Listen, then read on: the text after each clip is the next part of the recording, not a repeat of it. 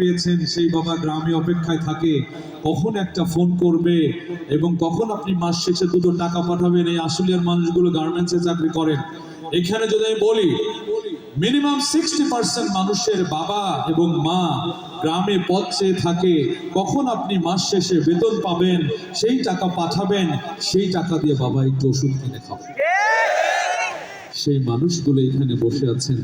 হাদিসে এসছে সেই সন্তান হতভাগা যার কারণে পিতা এবং মাতা উহ শব্দটিও করলো। আমি সেদিনকে দেখেছি বিদেশে সন্তান থাকে, বাবা দৌড়িয়ে গিয়ে ফোন করছে, ফোন করে ঠিক এইভাবে কথাগুলো বলছে, সেটি আমি সুরে সুরে বলছি।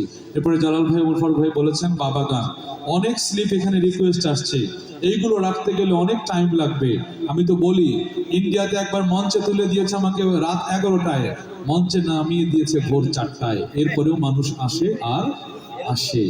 আলহামদুলিল্লাহ, মনোযোগ শুনবেন সেই বৃদ্ধ বাবা ফোন করে সন্তানকে কি বলছে, আপনাদেরকেও ফোন করে কি বলে, এটা একবার অনুধাবন করুন।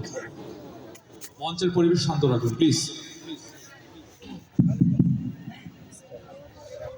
বাজান আমার ওষুধ শেষ, সাউন্ডটা বাড়ান, মনিটর বাড়ান, রিভার্বটা বাড়ান, হ্যালো, রিভার্বটা বাড়ান, আরো বাড়ান মনিটর।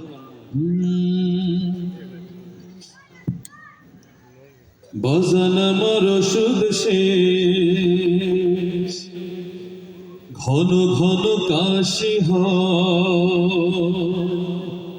বুকের বাম পাশে ব্যথা, ঝাপসা দেখি সব সময়, এসব কথা ছেলের কানে যায় না, অথচ ছোট্ট বেলায় করতো কত বায়না। বাজান আমার ওষুধ শেষ, ঘন ঘন কাশি হয়, বুকের বাম পাশে ব্যথা, ঝাপসা দেখি সব সময়, এসব কথা মেয়ের কানেও যায় না, অথচ ছোট্ট বেলায় ধরতো কত বায়না। আমি এক হতভাগা বাবা,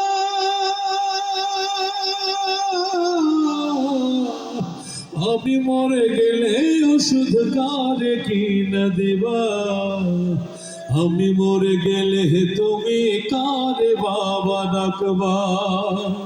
বাজান আমার ওষুধ শেষ, ঘন ঘন কাশি হয়, বুকের বাম পাশে ব্যথা, ঝাপসা দেখি সব সময়, এসব কথা ছেলের কানেও যায় না,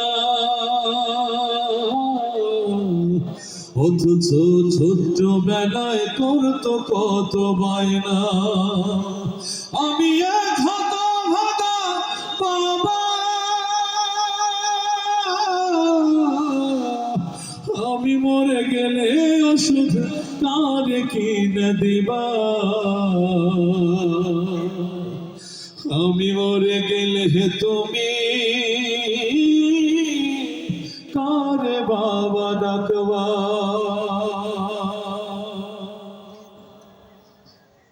আসলে সময় খুবই সংকীর্ণ।